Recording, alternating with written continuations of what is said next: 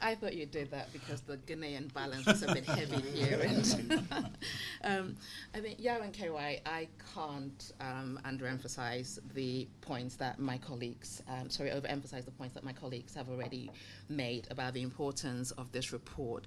We often take for granted the fundamentals, and until it is written down and presented and put in a framework that really acts as a wake-up call for governments, it is easy to say Africa is doing well, and transformation will happen with due course. And I think one of the things that I was really struck by the report was it was very difficult to disagree with most of the issues that you raised. And even if, as a country, you are ranked in there, it is very easy to see where the potential bottlenecks that you are struggling with exist.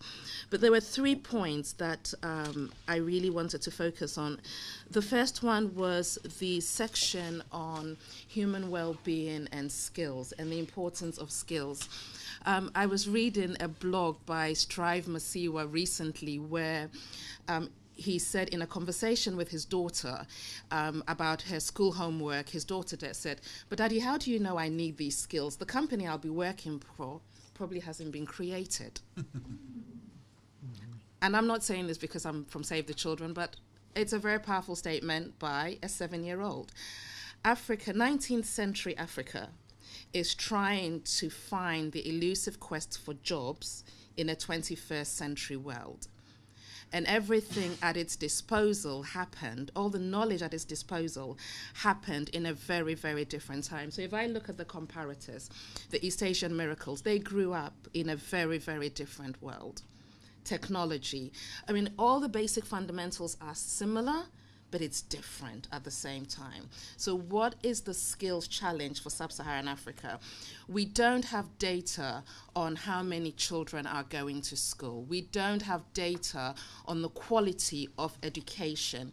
We have data on graduates who don't have jobs. But if you talk to a big corporate, they tell you that the amount of money they have to spend retraining graduates to make them ready to work in the job sector in itself is an investment. So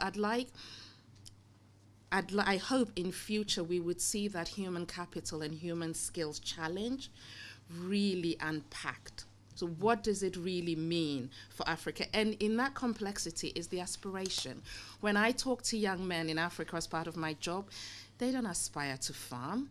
They aspire to be in an office. There's an aspiration element. And how do you bring in that aspiration element and the complexities that are associated with it? So for me, the human well-being and the skills component was fundamental, but I felt that it needed to be unpacked further. It's a lot more complex on the continent than we see today. The second point was the importance that you give to governance, the importance of managing complex coalitions, corrupt coalitions, etc. Very important. 2 areas that I thought were missing in that complex coalitions was the rising importance of religion when we talk about transformative growth and choices that businesses make. And I think that traditional elders and ethnicity was underplayed a bit in the report. Then my third point is around 2 Africas. So there is the wonderful Africa that some of us are lucky to be part of, middle-class Africa, well-being, great human capacity, great well-being, opportunities. I can choose to work in Africa with my skills or work in any European or Asian country. There is the middle-class Africa that goes to malls. There's stable Africa. There is the known Africa, the positive, growing Africa. Then there is the other Africa, fragile, conflict-affected, complex, difficult. And in the 21st century, these 2 Africas spill into each other all the time. So how does the pathways to transformation differ when you are considering the 2 Africas? Because a few months ago, some of us were feeling really optimistic about South Sudan.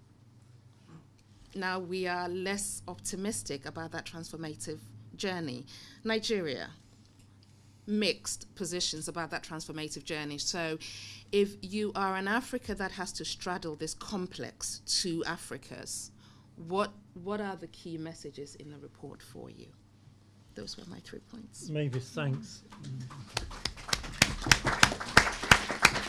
Actually, thanks also, because I think that intervention really brings together two different strands that often get separated, which is the transformative growth agenda and the human capital agenda, as though they're somehow separate.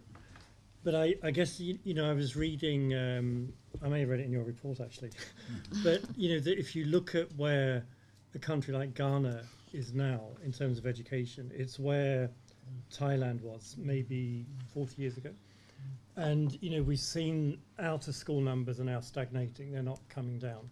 And even for the very few kids who do get through the secondary system and get into higher levels, you come out without the skills that you need to secure a job. So, which raises questions both about access and quality in the sort of the real foundation of the human capital that you need to build the growth on. So, Dirk, over to you.